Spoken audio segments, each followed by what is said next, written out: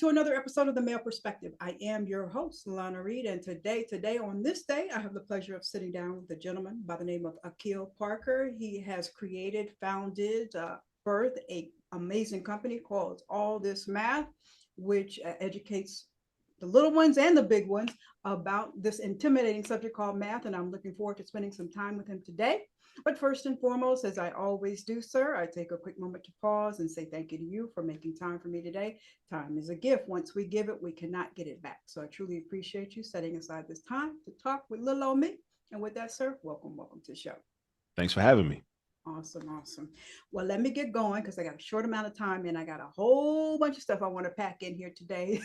But first and foremost, as I mentioned in the opening, you are the guy to go to for math, and math is not everybody's, like hoorah subject. So let me ask, was math something as a little guy you always liked, or did it grow on you?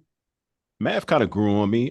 It was a subject that I was always good at for the most part throughout my kindergarten through 12th grade experience. But at the same time, it was kind of like a necessary evil.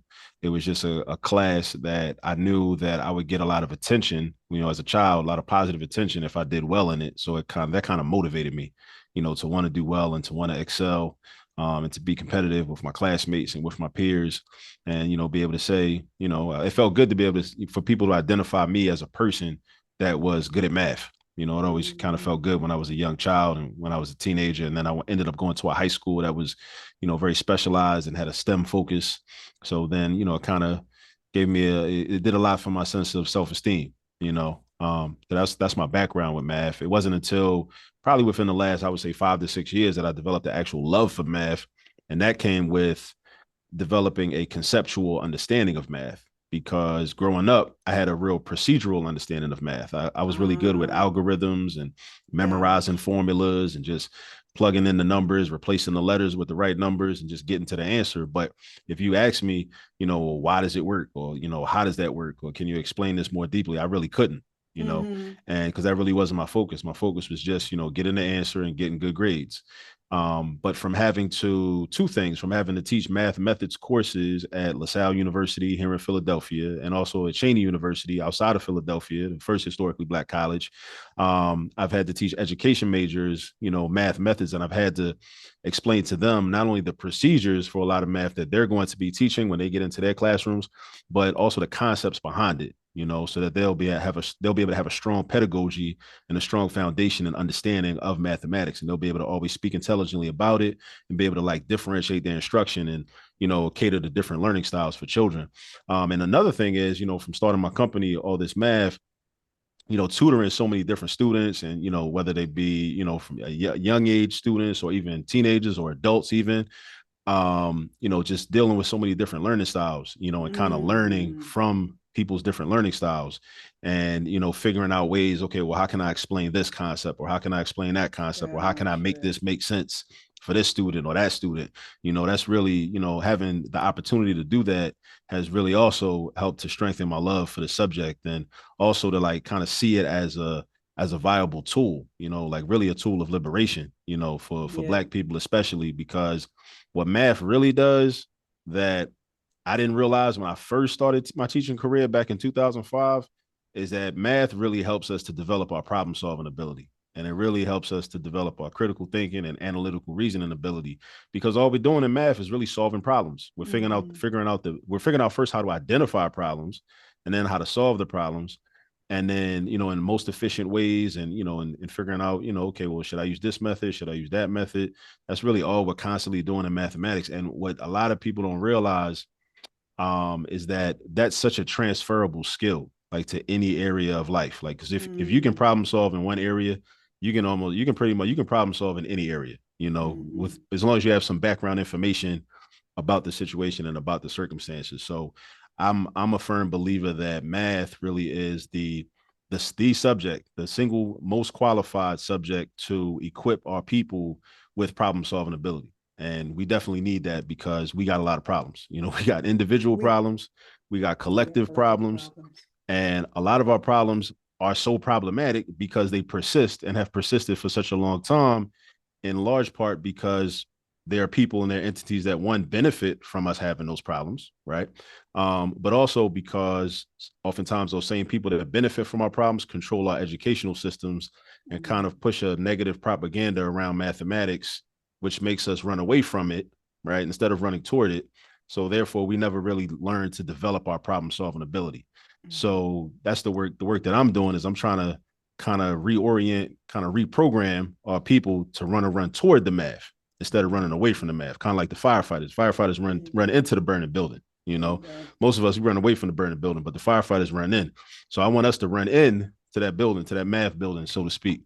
You know, and to feel comfortable about it. Feel comfortable doing that, and also to see the value and see the benefit. You know, not only for them and especially as adults. You know, grandparents, uncles, aunts, mothers, fathers, for themselves, and also so they can like provide a certain type of experience for their children, their grandchildren, their nieces and nephews, and whomever.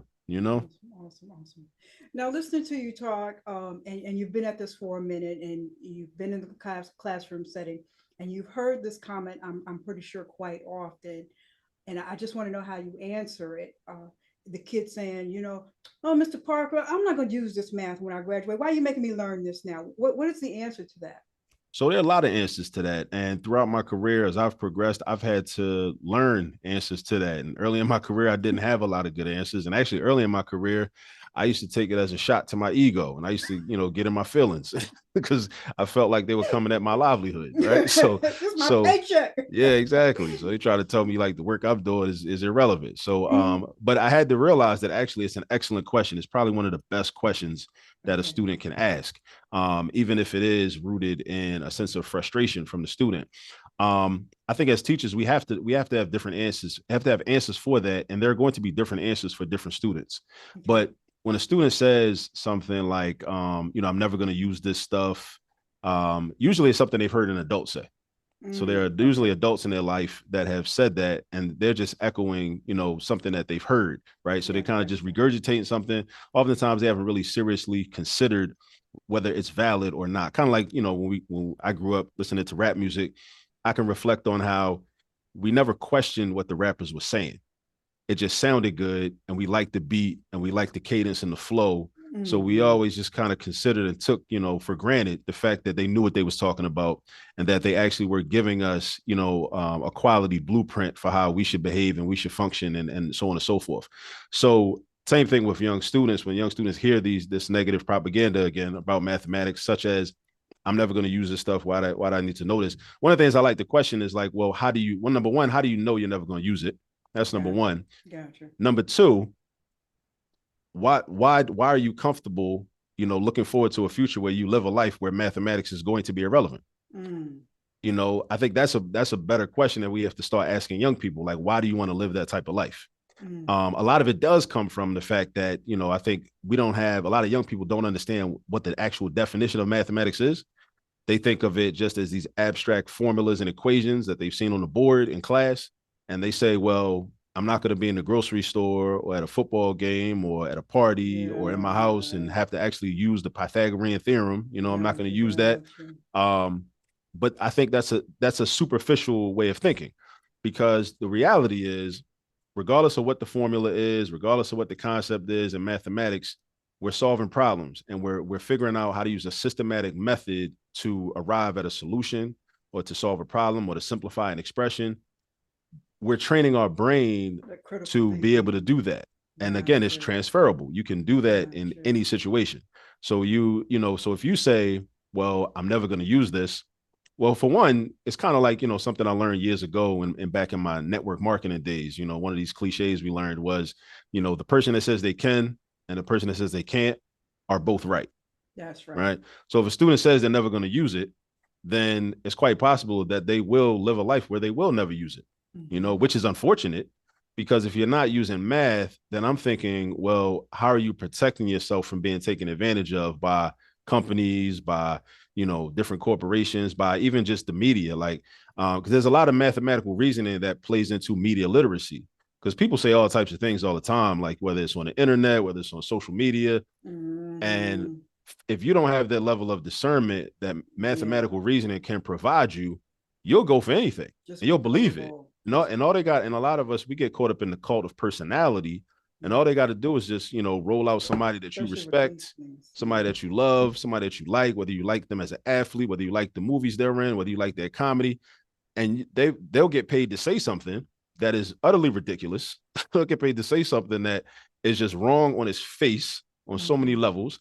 And if you don't have the analytical ability to read between the lines and to really understand what they're really saying and challenge it and question it, then you'll just go for it, Yeah. right? You'll just go for it, and you'll be just taken advantage of. And I think this happens to a lot of our people on a regular basis. But it all goes back to the math. So when somebody says, I'm never going to use this, then they might be right, and it's unfortunate if they never use that.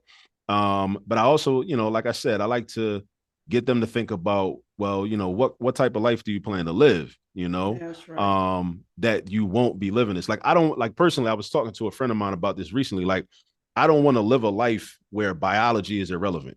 I don't want to live a life where True. chemistry is irrelevant. I don't want to live a life with the laws of physics and the principles of physics are irrelevant, because I feel like I need to know these things, because I want to understand and be able to make predictions about what's going to happen when I walk down the street, or Yeah. what's going to happen if if I'm cooking this food. Because True. when we cook True. food in the kitchen, that's all that is chemistry and physics. That's Yeah. all it is. If we, helping somebody move and we trying to figure out, okay, how are we going to fit this couch up the steps, or, whatever, what we got, that's all physics, right? We at the Mm-hmm. gym working out, that's all physics. And then it's just True. biochemistry, because it's True. like, we got to figure these things out. Like, how many calories am I going to burn, or True. whatever. How is this going to affect me if I eat this or if I don't eat this? All of these types of things. So math is very similar. I don't want to live a life where math is irrelevant to my Gotcha. life. And it's not just because professionally this is what I do. It's really more of just a way of thinking and just a way of Yeah. moving in the world. It's like, just moving mathematically is important. And then, of course, we also have to think about, why does it, like, who benefits from so many of us as a people having that perception, having that feeling about mathematics. Yeah. Um, because when we think about problems and the fact that people benefit from our problems, and the fact that once we solve our problems, now we have in fact created a problem for those that were once benefiting from our problem, we got to really take that into Yeah. serious Yeah. consideration. Yeah. Yeah. Um, True. because I don't think it's anything coincidental or accidental, because it's not really difficult to effectively teach mathematics, right? If there's a will and there's a certain Mm-hmm. amount of resources and you have well-trained teachers and you have a conducive learning environment. But Yeah. so often in so many places all across the country, so many learning environments are just not conducive for the learning. Mm-hmm. So those that, if they really wanted, those that are in control, they really wanted, children to learn mathematics, just like they want children, especially Black children, to learn all the rap songs and, understand all the sports. And they make sure, right, very Mm-hmm. efficiently and very effectively, that can take place. Yeah. So the fact that, mathematical proficiency is not being achieved at high levels and high percentages by a lot of our people, it lets us know that, like, there's some intent It's behind something that. else. It's There's yeah. nothing Yeah. accidental, about this. And I think that's something that we really got to start thinking about. And which is why I do the work that I do, because I'm really trying to shift the narrative and, like, kind of really shift the paradigm and Yeah. have us look at math differently, and, improve and enhance our relationship with math overall, Okay. and increase our appetite for it, right? Because if we increase our appetite for it, then we don't got to force nobody to, do math if we develop the appetite for it. Because if the Gotcha. appetite is there, then you're gonna want to go, to my YouTube channel and, look up videos and just watch and just learn, on a regular Mm-hmm. basis. You're gonna want to do that. Nobody's gonna have to force you. Nobody's gonna have to take away your devices or punish you or say, look, you got to do some math problems. Nobody's gonna have to do that, because you're gonna want to do it. So, but I mean, it's an issue of marketing. We can Yeah. we can market math in a certain way so that, Yeah. more young people, but also adults, because oftentimes, more often than not, I would say the adults that have, anxiety or phobias around mathematics, they were once children that developed Gotcha. anxieties and phobias around mathematics. And it becomes like an intergenerational thing. I Yeah. call it intergenerational mathematical poverty that Wow. gets passed on from generation to generation, from, like, grandmother or grandfather to son or daughter, from son or daughter to their son or daughter. And then it just keeps going. And at some point, we got to stop that. Like how we talk about, breaking generational curses, and, developing, creating generational wealth and things of that nature.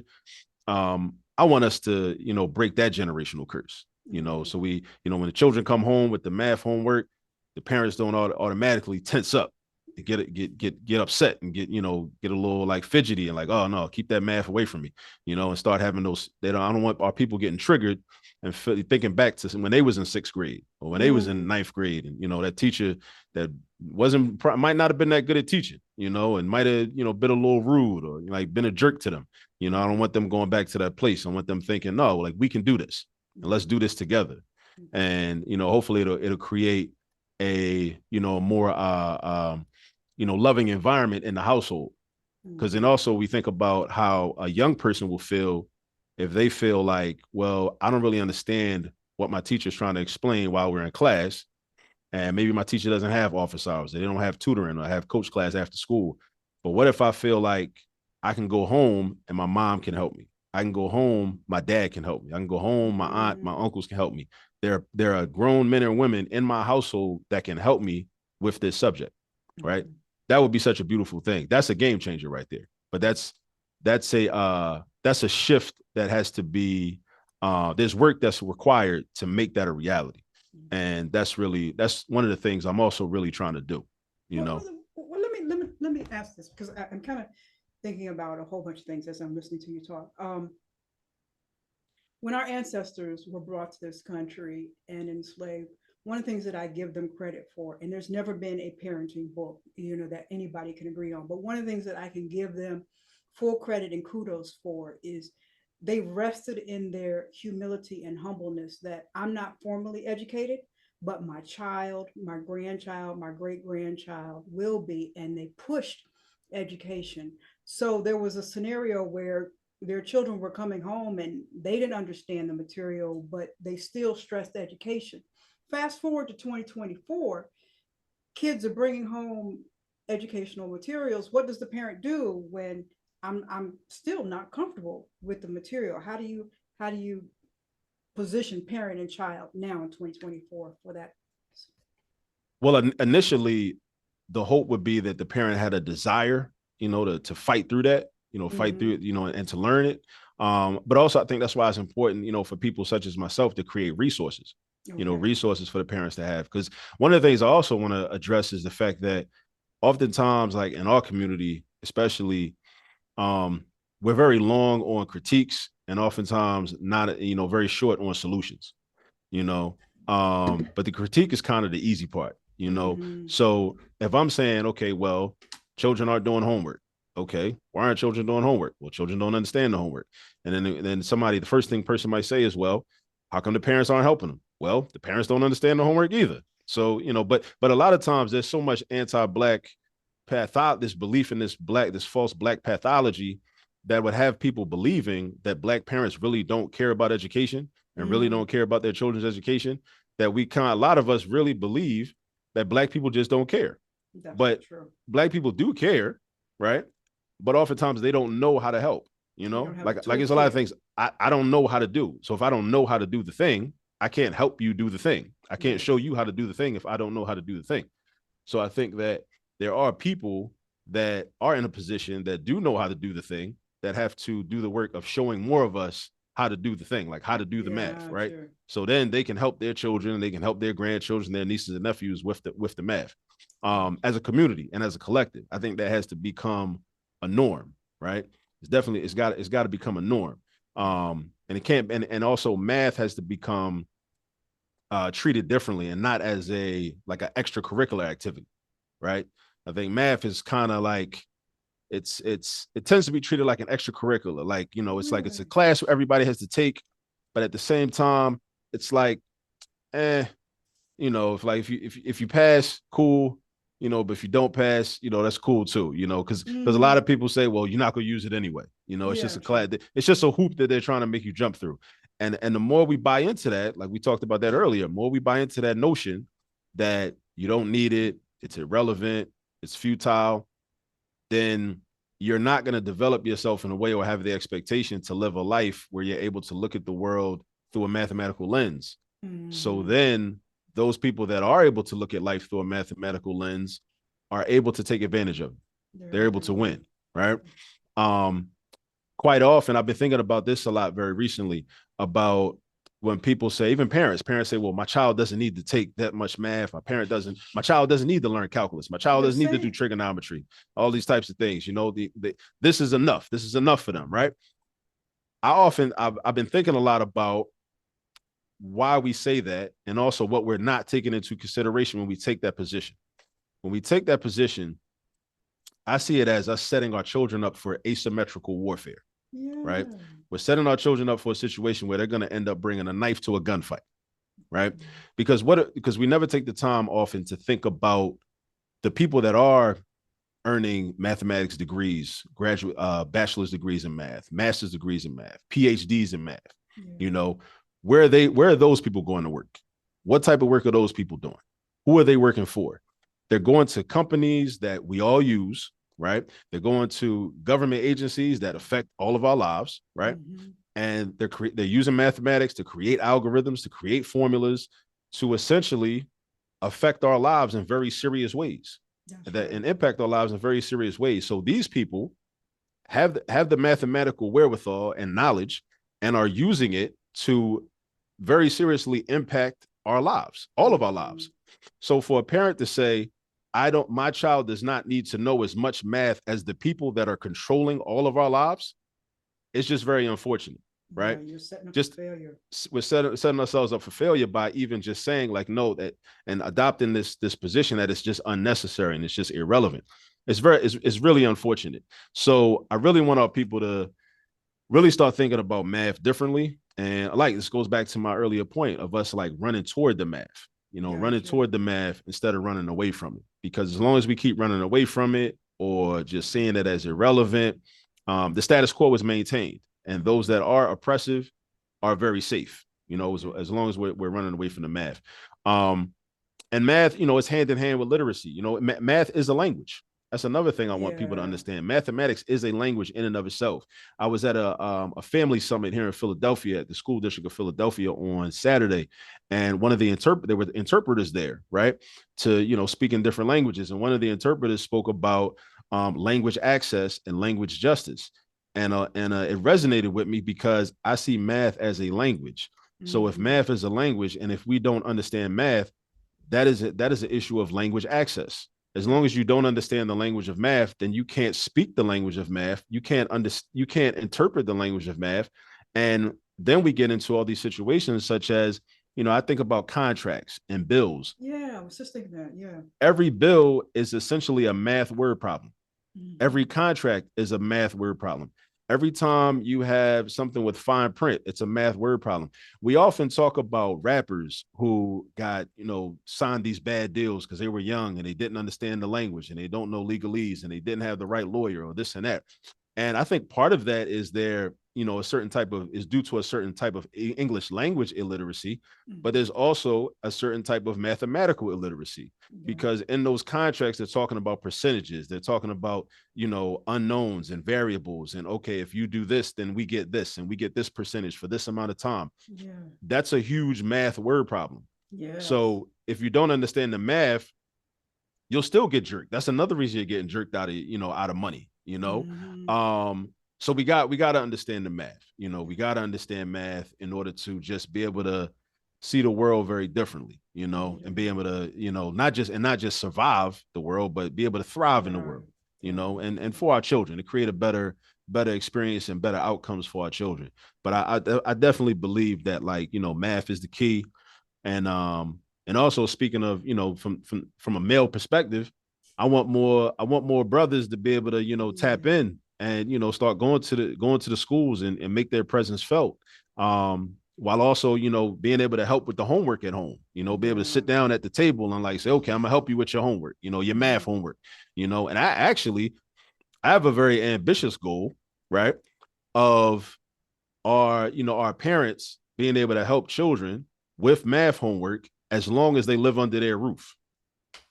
Because a lot of parents, I mean, and this is pretty much the standard. It's kind of the norm. Like unless your parent is a math teacher or a math professor or something, right? Or your parent is into engineering or a STEM discipline. Most parents kind of tap out like around, maybe middle school, like maybe Yeah. sixth grade, maybe seventh grade, right? Then they start outsourcing, to get help. And you should, if you got to outsource, go hire tutors, use online, direct your children to resources. But I really I want our community to be in a position where if you got a child that's in 12th grade and they're taking pre-calculus, I want you as the parent to be able to sit down and do that pre-calculus. Wow. Graph those polynomial functions with them. The Oh. stuff that you look at and most people look at like, nah, it's making my head hurt just looking at Yeah. it. I want our parents to be able to do that, but that's going to require work and a paradigm shift. But I mean, that's something that is definitely a goal. And I don't think it's unattainable. I don't think it's unattainable if we're committed to it. If enough of us are committed to that. So listening to you talk, so kids are brought into this world, and sometimes we have like these mommy and me classes or whatever. Are you conceptualizing tutoring for the parents so that they can travel along their child's math journey as well? Definitely. So we've done through all this math, we've done some what I call them new math parent workshops. Okay. Even though the term new math is a misnomer, us in the mathematical community, we see it as a misnomer because it's not really new. It may be some new techniques that are being taught, but the math is not new. Like the math is actually very old, right? But it's math that a lot of adults and parents, grandparents, uncles, aunts don't understand, right? So I definitely want to do more of those parent workshops, and also even have programming where parents along with children can come in and be taught, and be taught in a way in a safe space, where there's no grade, there's no scope and sequence where it's like, oh, we only got a week, 2 days to work on this, and if you don't get it in these 2 days, then we're moving on. Like there's no stress, there's no pressure, there's no standardized test that you got to take at the end, or there's none of that. It's just we just some folks just trying to sit down and We're gonna learn just something. learn some math. Yeah, we just want to learn some math, just like we learn anything. Gotcha. So definitely, because we have to include the parents. A lot of with a lot of the ways in which I guess interventions are done around mathematics, it doesn't include the whole family. It typically doesn't include the parents. There's such a focus only on the child. And what I say is, I think we should focus on the child, but we should also include the child's support system. We should educate the whole village as much as we possibly can. So whether that's your parent, that's your grandparent, your uncles, your aunts, your big cousin, whoever, because it can't hurt, to learn more math. So let's say you have the parent who's honest with himself and says, my math skills are not up to par, but I do want my child to excel. Is there some everyday things that they could be doing in their day to day to kind of spark that flame? Definitely. So again, back to resources. So there's my YouTube channel, the All This Math YouTube channel. You can go on YouTube, just type in All This Math. We currently have close to 700 videos, ranging from arithmetic up to calculus 1. So, and they're arranged by playlists, by topics in playlists, right? So just look up, if your child brings home homework, as long as you know what it's called, what the topic is, you can find the topic, on the YouTube channel. So the YouTube channel is there. And we started the YouTube channel because I realized that I couldn't tutor everybody. And also my oldest son, he tutors with the company as well. He's a college freshman. He's been tutoring since he was a high school freshman. But we couldn't tutor everybody. So I started the YouTube channel. So there will be pre-recorded content that people could access, at their convenience, when they can pause and rewind and, take notes and whatnot. Also, in terms of resources, I wrote a book last year. I published a book last year, which is the first in an installment. It's called How to Use All This Math, Volume 1. And what this book does is it takes everyday activities, right? Every day, because as a mathematician and a math, practitioner and teacher, when I look around, I'm seeing, potential math problems like all over the place. Like, when I pick up a menu, when I get a receipt, when I look at a shape on a wall. True geek. Yeah, exactly. Yeah. And I own that. Yeah. And I look at analog clocks, I look at digital clocks, I look at the instrument panel in my car, all of that. I just billboards, whatever. I'm driving down the highway, I look at see the signs on the highway, I see potential math problems, right? So what the book does is it identifies like 20 different everyday activities where that you can use to prepare your child for math class, basically, right? Okay. And these are things that, going into the kitchen to get a snack or riding in the car, looking at the license plates of the other cars, right? When you're doing these things, we can make those into teachable moments that we can use to teach geometry skills, teach algebra skills, teach arithmetic skills, right? And what it does is it's like, okay, so now you're developing a foundation in mathematics. So when you go into math class, right? When you go into math class, you're not just overwhelmed and like hit over the head with all this new stuff, these new concepts, new topics, and new terminology and new vocabulary. Because that's why the anxiety sets in sometimes. That's why the phobia sets in. Children are overwhelmed and they're vastly unprepared. And there's really too much that that children need to know in order for a school to be fully responsible for that, especially in a classroom with 25 to 30 students, right? With different and varying learning styles. So we have to be able to make the home the primary space of education, right? But we have to do it in a way that is not meant to just vilify and, scrutinize Black parents, right? We got to do it in a way where we're actually honest and authentic, and we actually want for Black parents to be able to do a better job of preparing their children, right? Because oftentimes when people say stuff like that, oh, it's supposed to start at the home and this and that, it's like you're really just throwing shots. You're really just being critical, and it's a destructive criticism. It's not a constructive criticism, right? So I think we should make the constructive criticism and say, look, as parents, we need to do more, myself included. I need to do more. I got 3 children, right? We all need to do more. But look, this is how we're going to do more. I'm going to show you. So I'm going to give you the YouTube channel. You could do more with that.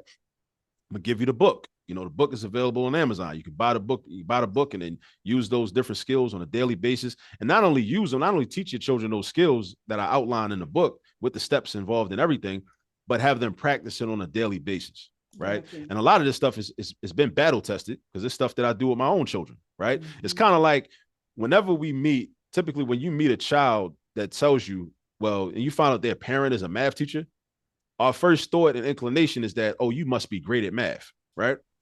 My children are pretty good at math. I think my children are great at math. Right. But what happens oftentimes is the child that's great at math because their parent is a math teacher, it's like that's their skill set. Right. And then when you find out about it, you're like, oh, well, it must be nice. Well, I'm saying I want everybody to have access to this, right? So the same things that I've taught my son who's in college now, the same things that I teach my daughter who's 12 years old, right? And you'll see her in a lot of my YouTube videos, right? The same thing that I teach my 4-year-old, almost 5-year-old son, right? You can have access to those things as well, whether it's on the YouTube channel, whether it's in the book, because like I said, a lot of the things in the book are things that I have actually used and used to teach my own children. Like I got a chapter on pizza fractions. When my oldest son, Nasim, he was young, we used to watch football on Sundays. We would order like cheesesteaks and pizza and wings and all this like unhealthy food. We would watch football. And when he wanted pizza, I used it as a teachable moment. I say, look, like, okay, this is a large piece. It's got 8 slices, right? So if you get 1 slice, that is 1 slice, right? But it's also 1/8. So I introduced the concept of fractions to him. If he gets 2 slices, that's 2/8. And then we start talking about equivalent fractions. 2/8 is equivalent to 1/4. Because if we look at it, if we say, okay, well, if every 2 of these slices was actually 1 slice, that would be 4 slices, right? So if you eat 2 of those, that's like 1 of those slices. So then we start talking about equivalent fractions. These are all things that their children are going to see in school. Right. But oftentimes when they see it in school for the first time, it doesn't really set in. It doesn't really click. But if you're at home, like, relaxing on a Sunday with your dad, watching football, eating pizza, and then you just kind of just making it organic. Right. So organic teachable moment, organic educational opportunity. Right. Then it's like they remember that, it's easy to remember because it wasn't no stress. It wasn't no stress involved. It wasn't no standardized test. It wasn't no, okay, you got 3 days to learn this. If you don't learn it in these 3 days, then you out of luck. It wasn't no, oh, well, I was absent. So then I missed a lesson and then I still had to come back and be held accountable for that, right? It was none of that. It's just, father and son, we just in the house, I'm just having a conversation with you. This isn't even math class. I'm just having a conversation with you about mathematics, though, right? So these are the things I've done with my own children, and I continue to do with my own children. And I put them, I published them in the book. And this book is only volume 1. Volume 2, the plan is for that to be out at the end of the summer, right? So my plan is to do it kind of how Jawanza Kunjufu did with countering the conspiracy to destroy Black boys when he originally put it out in volumes, and then he condensed them into one book. Right. That book was very influential to me years ago when I started my teaching career. That's why I wanted to shout that brother out, that elder. So I plan to do a similar thing with how to use all this math. So volume 1 is already out. Volume 2 is coming. 20 more examples, 20 more topics, and then volume 3 as well. Volume 3 will be after that. Awesome. Well, I want to pause real quick and ask you to give my sympathies to your children, because listening to you talk, it was reminding me of my father. And my father was my math guy, my math geek in my family, and everything was always about math for him. So was it sitting down and playing spades? It was, Lana, count this, or the backgammon, or the football game. Everything was math for him. I was like, I just feel, I just had a flashback for give my sympathies to your kids, but it'll pay off. Oh yeah. I try to tell them. It'll pay off. Let me ask one more question before I let you go. Many times in the Black community, there's an argument and two sides here about standardized testing, and some people say you can't measure our kids by standardized testing. And one of the things that I see you do in your work is you tutor for SAT preparation. And I saw that over the past few weeks, a lot of universities are re-implementing that. What is this, for those who don't understand, what is this argument about Black kids and standardized testing, and should we or should we not? What's the argument about? So I think, well, the argument is about oftentimes standardized tests are like culturally irrelevant. Oftentimes the specific questions, I'll speak to the math. I can't really speak as intelligently about the verbal and the writing and the reading. But in mathematics, oftentimes the content is not as culturally relevant. So there's pushback on it. But I kind of I see both sides. And some parents would like for their children to opt out and not take the standardized testing. That's an option. That's an option in some school districts. However, there are consequences. Like if you opt out, then you may not be able to be a candidate to attend certain special admission schools. In that school district. So I think that Philadelphia is like that. Like, so if you opt out, or at least at one point, maybe it's still like that. Maybe it's not, I'm not sure. But at one point it definitely was the case. But then I kind of, I look at the tests and I look at them every year, and it is challenging. Like a lot of the content is challenging. A lot of times there's a lack of preparation. I'm of the school of thought that we should just render the tests irrelevant by just having such a level of proficiency in mathematics generally, where it's like it's an afterthought. It's like, oh, we're doing the standardized tests. Oh, like in Pennsylvania, there's an algebra on the high school level. There's algebra 1, biology, and reading. They're the keystone exam. In grades 3 through 8, there's the PSSA, Pennsylvania Statewide System Assessment. I just want these tests to be irrelevant. I want them to be irrelevant in the sense that our children, can open up the test and be confident and not be uncomfortable with the content, and can read it and understand it. Because then it just becomes a formality. I think there's a lot of pushback on it because a lot of our children don't do well on the test because they're ill prepared. They're ill prepared for the test. Similar to the SAT, just like a lot of people, push back on the SAT. While it is culturally irrelevant, but if you know the content, then even with the lack of cultural relevance, you can still kind of supersede that. You can supersede the irrelevance and just kind of, because when we think about it, a lot of the schools we go to are culturally irrelevant, but we still got to go to the schools and kind of like do the best that we can. Even though I'm a firm believer that the ultimate goal should be for us to create independent African-centered schools for our children. I definitely believe that. Yes. But I think that should be the end goal. But in the meantime, we got to do what we got to do while we're in those schools and while those are the only spaces available. But we should be prepared performance in those schools, performance on tests such as the SAT and the ACT. Gotcha. Okay. And yeah, we should just render them irrelevant, because I think those tests are given, too much credence, and there's so much there's a lot of pushback and a lot of discomfort associated with those tests, because we're just not properly prepared for them. So that's the work that I'm trying to do. I want our children to be prepared for them, because once our children are prepared for them, then we can start having conversations about some different things. Because then it's like, yeah, we could opt out. You could opt out of the test, or you could take it. You could just take it if you know you're going to do well. Because if you know you're going to do well, then it's like, let me just knock this out.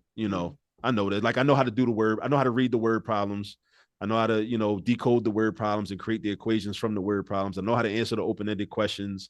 I'm not intimidated by that. I know how to do it. And here's one thing I want everybody listening to understand. With a lot of these standardized tests, sample questions from previous years are available online. They're available online. Like they're just available. You can just Google, whatever state you're in. You can Google the standardized test.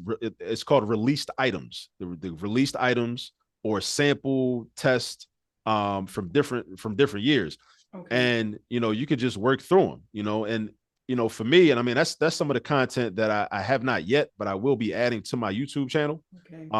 Just so people can just realize, like, oh, this stuff really isn't that hard, right? But it's only not that hard if you've been taught how to do it, right? Okay. So many of us have not been taught how to do these problems, and when you haven't been taught how to do it, then it's very hard. Like ask somebody, like you mentioned spades, like ask somebody to know how to play spades. They would probably tell you spades ain't really that hard.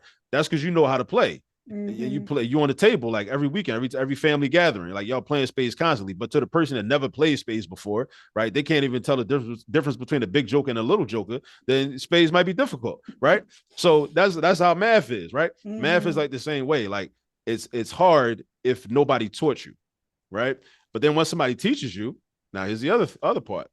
Once somebody teaches you, now you got to practice, right? Just back to the spades analogy. Once somebody teaches you how to play spades, now you got to practice. You got to play on a regular basis. You got to get good, right? You got to know how to, you got to know all the ins and outs and the different, consequences of doing this or doing that. With math, you got to practice. Somebody can show you, but then you got to practice, and that's where you really learn. You really learn when you're practicing. I have this thing that I say on my channel. For any topic, you should learn it and then go do 100 problems. Okay. Keep it 100 is what I call it. Keep it 100. Okay. Go do 100 problems. And that seems like a lot. And that seems daunting to a lot of people when they hear that 100 problems. What do you mean? Well, I don't expect you to do 100 problems in one day. Let's say 10 problems a day for 10 days. Maybe 20, depending on how long the problems are, 20 problems a day for 5 days. Maybe 15 problems a day for 7 days. That'll give you 105. But more if you do more than 100, it can't hurt you, right? I think that if you do 100 problems, you should be good. You should be proficient at that skill. So I tell people when they at the end of some of my videos, like watch this video on this topic, whatever it is, then go do 100 problems. If you can, and then use this video as a guide. Yeah. And at some point, you won't need the video, because you'll know how to do it. It will have been committed to memory, and you'll also understand the concept. So you'll know. So you won't be like how I was when I was little in school coming up. I knew the procedure, but I didn't understand the concept. Like listening to me talk now on my channel, you'll learn the procedure and you'll learn the concept. So you'll be able to say, okay, well, this is the formula. These are the steps, but this is why it makes sense, and this is how you do it. And what that does for you is it enables you to be able to see, okay, maybe you'll be able to develop some of your own shortcuts based upon how the problem looks, right? Okay. And you'll have a more intimate understanding of, how to do the problems, So yeah, so learn it and then do 100 problems. And that's when you really are that's when it really sinks in. And that's when you're going to develop another term I use, I call it mathematical muscle memory, because you want to get to that point where you develop that muscle memory. Like as a teacher, it's difficult, and a lot of teachers probably can attest to this if they're watching this. Like with math, it's like when we start to take steps for granted, right? We see a problem, we just start doing it, right? We don't even think about like, okay, well, I do this, right? But when you're teaching, you kind of have to retrain yourself to slow down, and get out of your muscle memory a little bit. You gotta learn how to like shift gears, right? Okay. Because if I got to show you how to do it and you've never seen this You're going to before in slow life, walk me through it. yeah, exactly. So I can't do it the way I'm accustomed to doing it because you don't know what I know.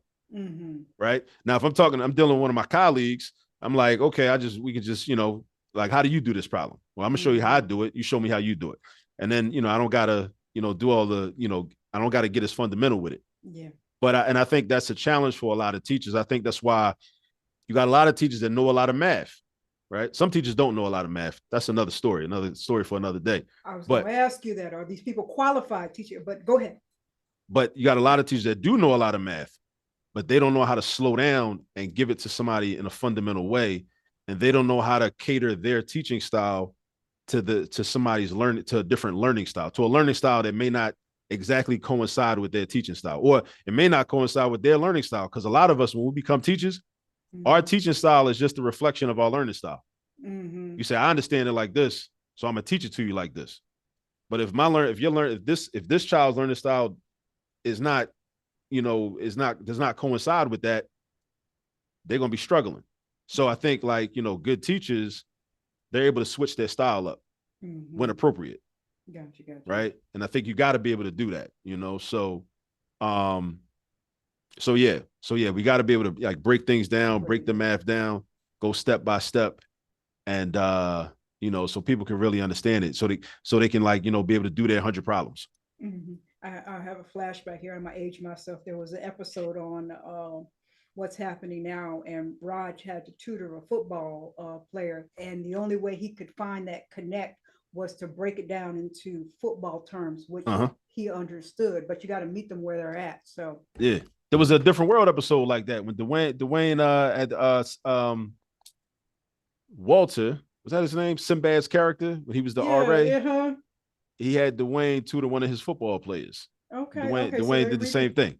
Yeah. Okay. So they recreated it. All right. Yeah. I think I have. Well, I could talk some more, but I don't took up more of your time. Let me ask my random question, and then I'm gonna get you on your way here. My dad is gonna be tickled. I talked to you because he was forceful about that math. Girl, you're gonna learn this math. I'd be like, Dad, I don't want to that day. Okay. What long shot have you taken that's paid off? Long shot that I've taken that's paid off. I bet on myself back in 2018. I retired from the school district of Philadelphia with the hopes of building up my company, All This Math. It's about it. Yeah, I retired so I could. It was a challenging decision because I like being in the classroom. I like teaching. I like that, Monday through Friday, being there all day with the kids in the trenches. But I realized that I wanted to expand my reach, into the community, into other communities. So I needed to, do more tutoring. I ended up starting my YouTube channel. I wanted to do consulting work, teacher coaching, travel around, get to, go visit some different school districts. So yeah, 2018, I left the school district of Philadelphia as a formal traditional classroom teacher, and I dedicated more of my time to All This Math while I was still working as an adjunct professor, and kind of teaching in little part-time spaces in the classroom. But I kind of reduced that activity as well as my company activity picked up. Then I didn't have as much time to kind of be in formations where I was working for somebody else. Gotcha. So yeah, so that was a long shot. I think some people probably thought I was crazy, but entrepreneur, everybody always thinks entrepreneurs are crazy. So, hey, that's all right. But yeah, it paid off. It paid off. And so you said the oldest, he's in college now? college freshman. He's almost finishing up his freshman year of college. I think this semester probably ends in about 3 weeks. And the next two are coming along. They're still in high school, or how? Well, no, Asada is 12 years old. She's in 6th grade, and Kwame, my youngest, he's almost 5. He starts kindergarten. So yeah, I'm gonna have a college student and a kindergartner at the same time. I didn't do the math on that. Yeah, okay, that's for the math I failure. didn't do the math on that. That's all Yeah, right. That's all right. You got to space them out now with today's economy, anyways. yeah. Well, sir, I mean, for me personally, math was always, ingrained in me. So it's just beautiful to see other folks putting it out there, teaching our young people the importance. Every time I, see a young person and they're on the phone and I'm going to be an influencer, I'm like, well, you got to understand all the math behind that. There's numbers involved and get yourself up to the top league. But like you said in the beginning, I don't think we understand a lot of times how much math parlays itself into every facet of our life. If you're standing at the self checkout at the grocery store, you want to make sure your receipt is right, and that was 30% off. What is that? It's just so many areas. Now, one thing, I'm going to be honest with you, I'm 55. I don't understand Common Core. We didn't even get into that, but Okay. it, That's the conceptual breakdown. That's the conceptual breakdown of the math, and also it's preparing the children for algebra at a much earlier age, which I think is a good thing, because I've had so many students that have said, I used to like math until they put the letters in it. Until they put the letters in it. So many students have said that to me over the years. So I see one of the things Common Core can do, if it's taught properly. See, again, but so we going back to the teachers. The teachers have to be properly trained. Teachers got to be properly trained in order to deliver it in a way where it's most beneficial to students. Oftentimes, the teachers aren't properly trained, and it's kind of, I mean, it's not really the teacher's fault if they're not properly trained. It's almost like with a student. It's not the student's fault if they're not properly taught. It's like it's like a parallel situation. But the Common Core, it can help you kind of develop a better mathematical understanding, and help you to be able to better visualize relationships between numbers. Gotcha. So it helps with your fluency and, just your ability to manipulate numbers and figure out different, and, do quantitative reasoning a lot better as well. Gotcha. It can't, but if it's taught properly, that's the key. I looked at it's got to be taught properly. I said, I'm gonna fall back on mine. And I want to tell the kids, anybody that's listening to, I mean, I tell my age, I'll be 55. I had to pull out X over Y equals just the other day. So it is something that you will need later on in life. I mean, and if I cannot stress that enough, so listen to the Mr. Parkers out there, they're going to learn you something that is going to be a gift for you for your entire life, And also it's, to that point, I mean, it's better to have it and not need it than to need it and not have it.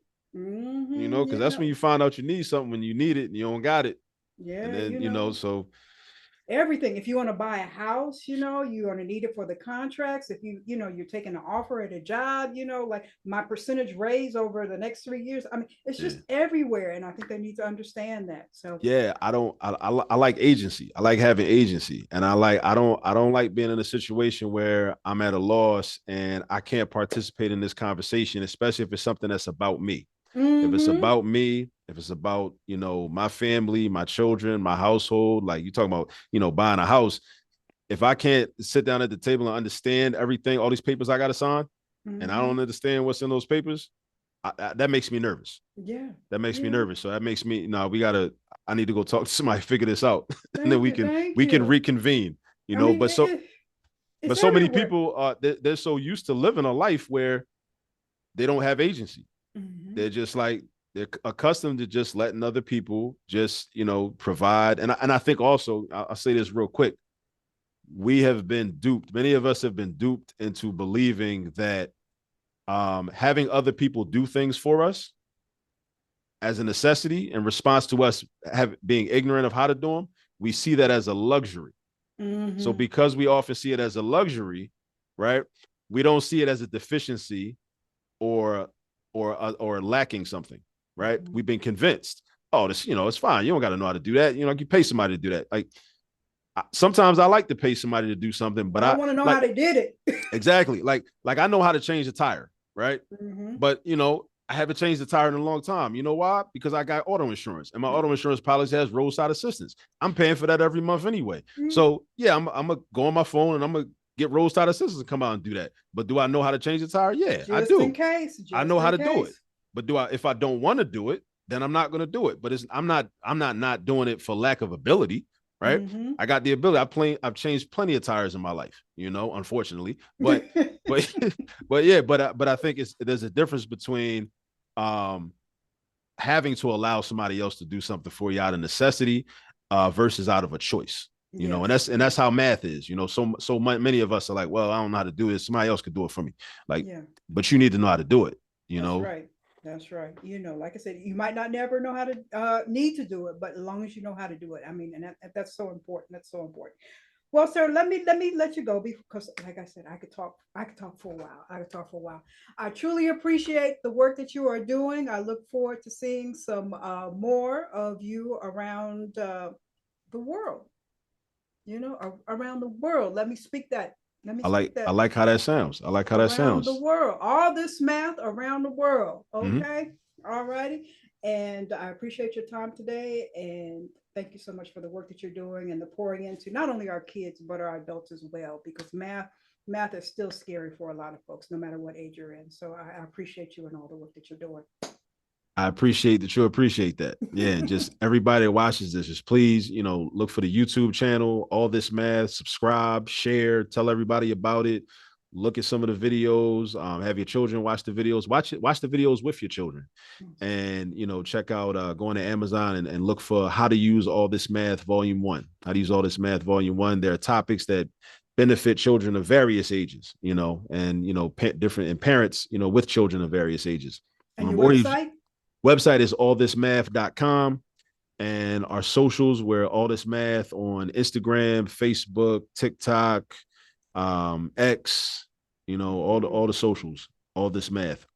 Awesome. I love it. Well, sir, that is all for today. And that is all for this week's episode of the Male Perspective. I'm your host, Lana Reid, and I will see everybody next time.